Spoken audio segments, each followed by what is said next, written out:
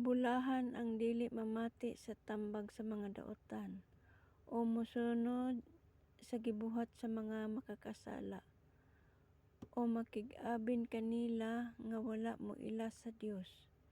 Mao'y iyang kalipay ang pagtuman sa balaod sa Ginoo ug nagtuon siya niining adlaw ug gabii.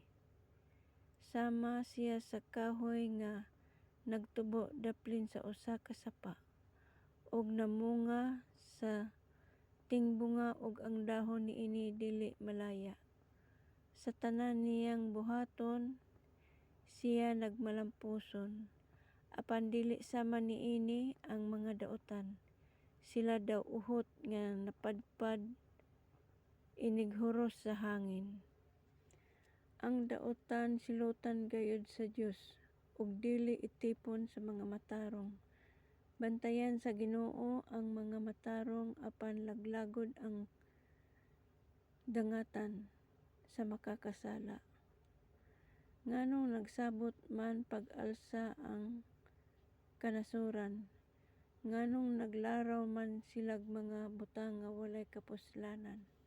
Ang mga hari nila naghiusa ug ang ilang mga pangulo nagkasinabot sa pag-alsa batok sa Ginoo sa hari nga iyang pinili. Sila nag-ingon, putlo nato ang paghari nila kanato ug dili na kita magpagalong kanila. Ang Ginoo nga naglingkod sa iyang trono didto sa langit naglakaw ug walay nagbiay-biay kanila. Unya sa iyang kapungot gipasidan-an nila sila ug sa iyang kasuko gilisang niya sila. Nag-ingon siya, sa Sion ang buntog kong balaan, gipahimutang ko ang pinili kong hari. Nag-ingon ang hari, isangyaw ko ang giingon kanako sa Ginoo. Miingon siya kanako, ikaw akong anak ug karong adlaw imo na akong amahan. Pangayo ug kanimo ihatag ko ang tanang kanasuran ug maimo ang tibuok kalibutan. Buk-on mo sila sa bunal nga puthaw ug dugmokon sama sa usa ka kulon.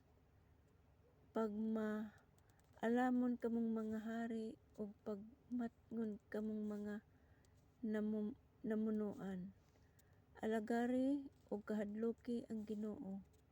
Pangurog kamo ug yukboy ninyo siya aron dili siya mapungot kaninyo ug pamatyon kamo kay ang kasuko niya dali rang mosilaob.